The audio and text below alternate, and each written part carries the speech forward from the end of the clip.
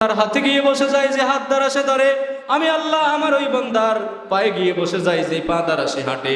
অর্থাৎ আমার বান্দার কানের মধ্যে কোরআনের আওয়াজ যাওয়ার সাথে সাথে আমার বান্দার কানের মধ্যে যখন কোরআনের আলোচনা শোনার মাত্রই আমার বান্দা পঙ্গফলের মতো পাগল করা হয়ে আমার বান্দা কোরআনের আলোচনায় গিয়ে উপস্থিত হয়। তাহলে আমরা যারা আসতে পেরেছি, বোঝা গেল যে আল্লাহ তাআলা আমাদেরকে মহব্বত করে, মায়া করে, ভালোবেসে তিনি আমাদেরকে এখানে আসার কি দিয়েছেন, সুযোগ দিয়েছেন।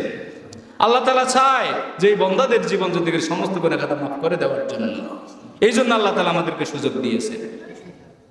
সম্মানিত হাজিরিন, আমি আপনাদের সামনে যে আয়াতখানা পাঠ করেছি, আসলে আলোচনা অনেক হয়েছে আমার আগে। হযরত মাওলানা হাফেজ নিয়ামতুল্লাহ সাহেব যা আলোচনাটুকু করেছেন, আমি মনে করি আর আলোচনার প্রয়োজন নেই। লেবু বেশি চিপলে তিতে হয়ে যায়, কি হয়ে যায়, তিতে হয়ে যায়। ওয়াজ বেশি করলে আপনাকে তো ভালো লাগতো না। যতটুকু হয়েছে আমি মনে করি অত্যন্ত, আমি শুনছি অত্যন্ত কোরআন সুন্নাহর আলোকে এত সুন্দর সাবলীল ভাষা আলোচনা করেছে। তারপরেও যেহেতু আপনারাও বসছেন, আমিও আসছি, দু চারটি কথা বলি।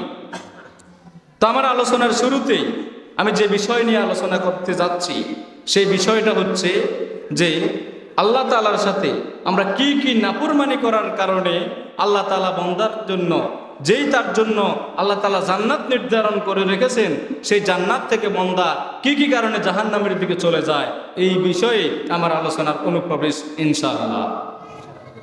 সম্মানিত হাজিরিন, আমরা হয়তো অনেকেই জানি বর্তমান পৃথিবীতে 228টা দেশ নিয়ে বর্তমান পৃথিবী। কতটা দেশ?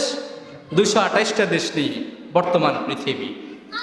এই 228টা নিয়ে জয় বর্তমান পৃথিবী, এই পৃথিবীর চাইতে আমরা প্রতিদিন সকালে যে সূর্যটা দেখি, এই সূর্যটা হচ্ছে এই পৃথিবীর চাইতে 13 লক্ষ গুণ, বলেন আল্লাহু আকবার। তাহলে এই পৃথিবীর চাইতে সূর্য কত গুণ বড়? 13 লক্ষ গুণ বড়।